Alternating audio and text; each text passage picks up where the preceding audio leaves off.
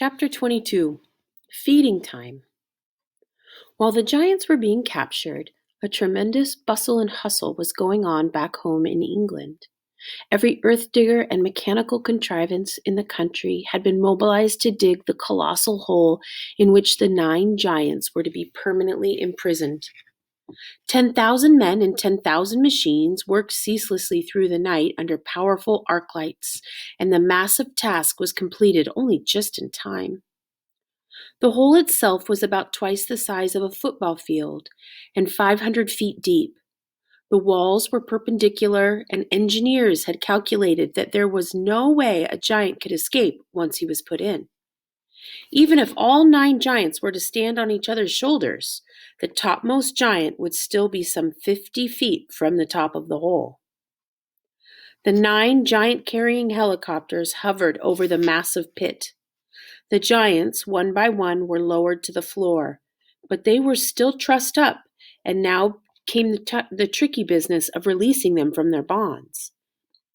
Nobody wanted to go down and do this, because the moment a giant was freed, he would be sure to turn on the wretched person who had freed him and gobble him up. As usual, the BFG had the answer. "I has told you before," he said. "Giants is never eating giants. So I is going down, and I shall untie them myself before you can say Rack Jobinson." With thousands of fascinated spectators, including the Queen, peering down into the pit, the BFG was lowered on a rope. One by one, he released the giants. They stood up, stretched their stiffened limbs, and started leaping about in fury. "Why is they putting us down here in this grob-sludging hole?" they shouted at the BFG. "Because you is guzzling human beings," the BFG answered. "I is always warning you not to do it, and you is never taking the titchiest bit of notice." "In that case," the flesh lump eater bellowed, "I think we is guzzling you instead."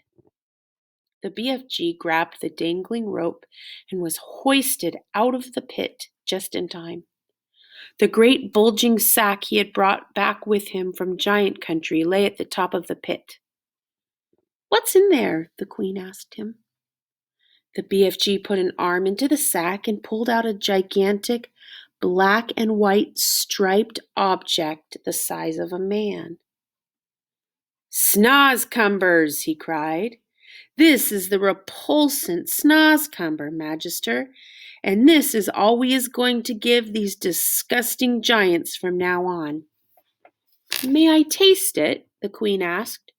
"Don't, Magister, don't," cried the BFG. "It is tasting of trog filth and pig squibble." With that, he tossed the snozcumber down to the giants below. "There's your supper," he shouted. "Have a munch on that." He fished out more snozcumbers from the sack and threw them down. The giants below howled and cursed. The BFG laughed. "It serves them right, left, and center," he said. "What will we feed them on when the snozcumbers are all used up?" the Queen asked him. "They is never being used up, Magister," the BFG answered, smiling. "I is also bringing in this sack a whole bungle of snozcumber plants, which I is giving, with your permission, to the royal gardener to put in the soil. Then we is having an everlasting supply of this repulsant food to feed these thirst-bloody giants on." "What a clever fellow you are," the Queen said. "You are not very well educated, but you are really nobody's fool. I can see that." Chapter 23 The Author. Every country in the world that had in the past been visited by the foul man-eating giants sent telegrams of congratulation and thanks to the BFG and Sophie. Kings and presidents and prime ministers and rulers of every kind showered the enormous giant and the little girl with compliments and thank yous, as well as all sorts of medals and presents. The ruler of India sent the BFG a magnificent elephant, the very thing he had been wishing for all his life. The king of Arabia sent them a camel each. The king of Tibet sent them a llama each. Wellington sent them 100 pairs of wellies each. Panama sent them beautiful hats. The king of Sweden sent them a barrel full of sweet and sour pork. Jersey sent them pullovers. There was no end to the gratitude of the world. The queen herself gave orders that a special house with tremendous high ceilings and enormous doors should immediately be built in Windsor Great Park, next to her own castle, for the BFG to live in. And a pretty little cottage was put up next door for Sophie.